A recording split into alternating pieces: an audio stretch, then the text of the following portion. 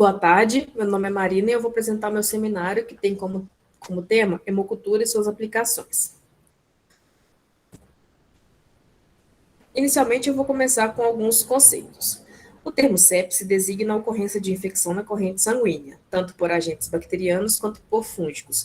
A sepse pode ser dividida entre intermitente e contínua. A sepse contínua ocorre quando o foco primário da infecção é o ambiente intravascular, e a sepse intermitente quando o foco primário das infecções se encontra em sítios distais, sendo a corrente sanguínea o tecido secundário da infecção. A presença de bactérias viáveis na corrente sanguínea é denominada de bacteremia. Ela pode desencadear um processo chamado de infecção na corrente sanguínea ou ICS.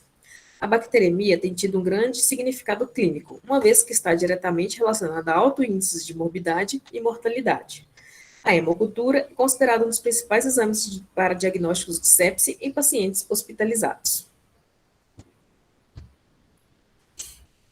As bacteremias podem ser subdivididas em outros 4 segmentos distintos: transitória, intermitente, contínua ou de escape. As bacteremias transitórias são definidas pela rapidez com que ocorrem, sendo passageiras e com duração de poucas horas ou até mesmo de minutos. Sua origem se dá através da manipulação de abscessos e outros tecidos potencialmente infectados. As intermitentes se caracterizam por sua manifestação em intervalos variáveis de tempo, na presença de febre e cujo foco de infecção não esteja ainda, algumas vezes, indicado. Sua ocorrência se dá quando o sítio de infecção, o foco primário, ele é mais distal, tais como trato urinário, tecidos moles ou pulmões. Em situações onde o foco infeccioso já tenha sido identificado, sugere-se a coleta de amostra clínica referente ao sítio em questão, juntamente à coleta de hemoculturas. Já as bacteremias contínuas, por serem primárias, isto é, seu foco de infecção primário já é a corrente sanguínea, são bastante específicas. Estão presentes, por exemplo, em casos de endocardite e infecções associadas a catéter intravascular. E, por fim, as bacteremias de escape podem ser consideradas as mais preocupantes de todas as citadas anteriormente. Isso porque elas se caracterizam pela presença de micro-organismos viáveis na corrente sanguínea, mesmo quando o paciente já está sob antibiótico terapia. Então, a bactéria ela conseguiu sobreviver ao antimicrobiano utilizado, mesmo apresentando-se sensível a ele no início do tratamento. Todo esse processo pode representar um agravamento do estado clínico do paciente. A hemocultura é considerada um dos procedimentos de maior importância realizados no laboratório de microbiologia clínica, sendo sua realização recomendada em todos os casos em que haja suspeita de bacteremia. A realização da hemocultura visa o isolamento de micro-organismos viáveis presentes inadequadamente na corrente sanguínea, seguida da sua identificação e pesquisa de suscetibilidade dos mesmos para, a partir de então, proceder à assistência terapêutica mais adequada. Contudo, no decorrer dessa rotina, é comum evidenciar-se a realidade das contaminações das amostras clínicas. Resultados positivos de hemocultura nem sempre representam a certeza da correta realização dos procedimentos de coleta e a real condição clínica do paciente. Esses casos devem ser devidamente avaliados, pois podem refletir um erro no processo que culminou em contaminação da amostra clínica na fase pré-analítica. Como todos sabem, a pele é o tecido de maior extensão do corpo, sendo, por isso, a parte com maior exposição externa, isto é, com maior contato com o meio exterior. Assim, com esse contato constante, está sujeita a diversos tipos de interações, incluindo aquelas com micro-organismos diversos presentes no ambiente. Este fato leva à colonização natural desse tecido, tanto por bactérias quanto por fungos. Essa colonização natural da pele dá-se o nome de microbiota, que pode ser dividida em microbiota transitória, residente ou infecciosa. A transitória se caracteriza pela presença de micro-organismos colonizadores da superfície da pele, patogênicos ou não, cuja remoção se dá facilmente através da utilização de água e sabão ou detergentes. Entretanto, alguns desses micro-organismos podem provocar infecções relacionadas à assistência à saúde. A microbiota residente, por sua vez, é caracterizada pela presença de micro-organismos em camadas mais profundas da pele, sendo resistentes à remoção por métodos simples de higienização, fazendo-se necessária a utilização de antissépticos. Entre os micro-organismos considerados residentes estão os estafilococos coagulase negativos. Esses estafilococos são considerados patógenos potencialmente causadores de infecção no homem, principalmente aquelas relacionadas ao uso de dispositivos médicos, como catéter, por exemplo. O terceiro grupo, denominado de microbiota infecciosa, Incluem-se aqueles micro-organismos de fato patogênicos, cuja ação certamente desenvolverá uma patologia clínica. Neles estão presentes, por exemplo, os Staphylococcus aureus. Aqui temos uma representação esquemática da pele, entrando em contato com bactérias e fungos. E uma ilustração dos Staphylococcus aureus. Cada amostra coletada deverá ser devidamente identificada. O objetivo desta correta e legível identificação das amostras clínicas é evitar a ocorrência de incidentes na assistência ao paciente. Cada amostra deverá ser identificada de forma segura no corpo do recipiente, jamais na tampa, pois a tampa pode molhar, pode sujar ou pode sair a identificação. E essa identificação deve conter o nome completo do paciente, o leito, o registro interno, a data e a hora da coleta e o nome de quem a realizou. Todos os dados possíveis devem ser anotados, oferecendo maior confiabilidade ao serviço prestado. O profissional responsável pela coleta deve ser devidamente treinado para o ofício, tendo como base todas as diretrizes de cuidados individuais e com o paciente. Além disso, deve-se fazer a utilização dos EPIs, que são barreiras de proteção exigidas para cada procedimento a ser realizado. Considera-se toda amostra clínica como potencial infectante, de forma que todos os processos de manuseio da mesma devem ser precedidos de medidas de segurança individuais e coletivas.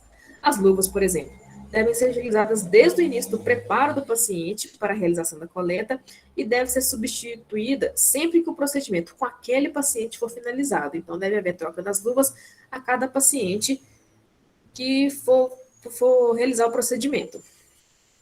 Além disso, o ambiente onde se realiza as coletas deve permanecer adequado, evitando-se a contaminação dos colegas de trabalho que virão subsequentemente. O transporte das espécies clínicos deverá ser realizado imediatamente ao laboratório, obedecendo-se o tempo de estabilidade da amostra. Os profissionais da saúde devem entender que a higienização das mãos é um procedimento ético, uma vez que essa medida preventiva pode interferir diretamente na qualidade do processo de cuidado conferido ao paciente, sendo uma medida determinante para a segurança da sua integridade.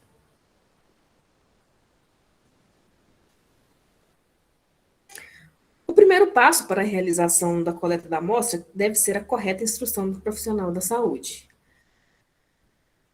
O profissional da saúde deve ser bem capacitado e bem treinado para realizar essa coleta. Em seguida, a amostra clínica deve ser identificada com todas as informações necessárias, deve-se ter a higienização das mãos e uso de EPIs. Após isso, realizar a antisepsia do local com antisséptico padronizado pela instituição. No caso, pode ser um álcool 70%, clorexidina 0,5% ou iodo polivinil pirrolidona, PVPI. A antisepsia deverá ser realizada com algodão e antisséptico em movimentos circulares por cerca de 30 segundos e repetir o processo com um novo algodão e um novo antisséptico para garantir a higienização correta do local de punção, evitando-se dessa forma a contaminação da amostra clínica. Uma vez realizado o processo de antisepsia, o local da coleta não deverá mais ser tocado. A coleta deve ser realizada preferencialmente por acesso venoso, uma vez que o sangue arterial não contribuirá para a captura de micro-organismos. Preferencialmente, coletar antes da administração de antibióticos. Caso não seja possível, coletar antes da próxima administração do antimicrobiano, antes da próxima dose. Observar se o paciente está em pico febril, pois é neste momento de episódio febril que há maior destruição microbiana, o que dificulta o isolamento e recuperação dos mesmos. Determina-se a coleta de 2 ou mais amostras de sítios anatômicos distintos, com vistas a eliminar casos de crescimento de contaminantes, e além disso, favorece a recuperação de micro-organismos em sítios diferentes. No caso de solicitação de hemocultura de sangue de catéter, coletar a amostra pareada de sangue venoso periférico. Assim, se tornará possível a distinção de infecção relacionada ao catéter ou não, levando-se em conta a positividade e o tempo de positividade das amostras clínicas em questão. A amostra clínica deverá ser encaminhada imediatamente ao laboratório de microbiologia, à temperatura ambiente, obedecendo ao seu tempo de estabilidade. A qualidade da amostra é o primeiro passo para que o laboratório de microbiologia consiga liberar um laudo final fiel à realidade do paciente. Para que o resultado de todo o processo de diagnóstico em microbiologia seja satisfatório, algumas medidas diretas devem ser adotadas. Como, por exemplo, a coleta deve ser antes de administração do antibiótico. A desatenção nessa área do processo pode induzir a resultados falsamente negativos. Porém, em caso o tratamento com antimicrobiano já esteja em curso, a Anvisa recomenda que essa coleta seja efetuada antes da administração da próxima dose. Resultados de amostra de hemocultura com crescimento de micro-organismos pertencentes à microbiota residentes na pele devem ser avaliados com critério.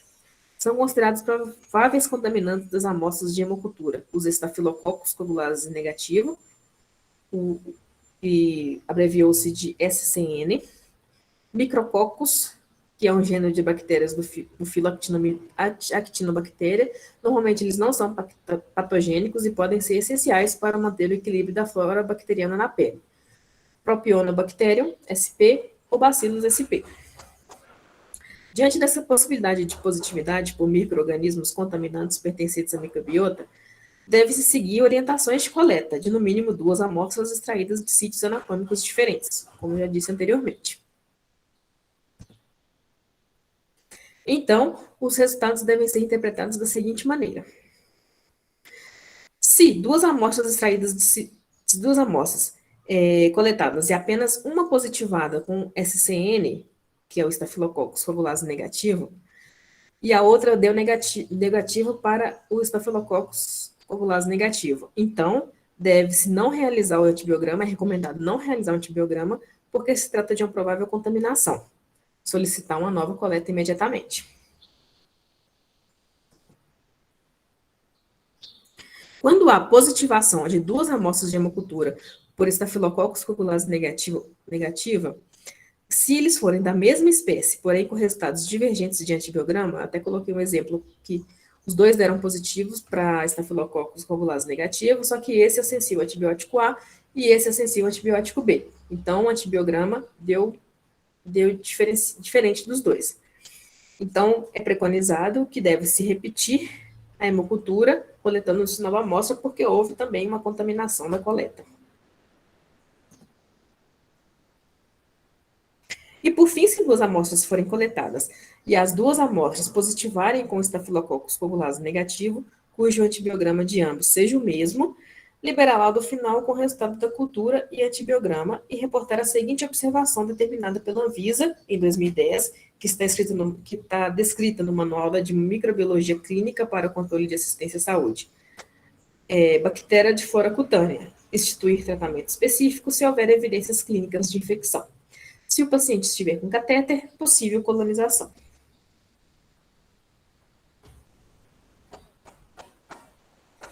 O número de amostras de hemocultura ideal a ser coletado é de 2 a 4, pois ampliando o espectro de pesquisa, tem-se também ampliadas as chances de recuperação de micro-organismos, caso presente. Portanto, reconhecendo a importância e a complexidade do processo diagnóstico das bacteremias através da realização de hemoculturas, faz-se necessário um acompanhamento desse processo desde seu início na fase pré-analítica. Na esfera do processo pré-analítico, são encontrados pontos singulares, os quais devem ser explorados, entre eles o quesito de segurança do paciente. Esse termo é bastante utilizado em ambientes hospitalares, uma vez que engloba todo o processo de manuseio do paciente até o resultado final de qualquer dos procedimentos a estes realizados. Sendo assim, a fase pré-analítica do processo de diagnóstico laboratorial é fator determinante no resultado final, interferindo diretamente na segurança do paciente. O primeiro passo para a obtenção de um processo diagnóstico satisfatório é a correta execução dos protocolos previamente estabelecidos por cada instituição de assistência à saúde. Esses protocolos podem ser desenvolvidos internamente de acordo com a rotina estabelecida pela unidade em questão, considerando-se as estatísticas e necessidades internas do local, observando-se, evidentemente, as normas gerais de regulamentação dos processos relacionados. Essas normas podem ser obtidas nos manuais lançados periodicamente pela Anvisa ou ainda através de notas técnicas publicadas pela mesma, cujo objetivo é o esclarecimento dos profissionais e adequação dos processos. Há que se conscientizar os profissionais da saúde quanto à sua responsabilidade profissional no trato com o paciente. É uma questão ética que deve ser tratada de forma séria e contínua, com o objetivo de resguardar a integridade do indivíduo assistido, integridade do profissional, integridade judicial da instituição, levando ao melhoramento necessário e alcançável de todo o processo na assistência à saúde. Essas foram as minhas referências. E muito obrigada.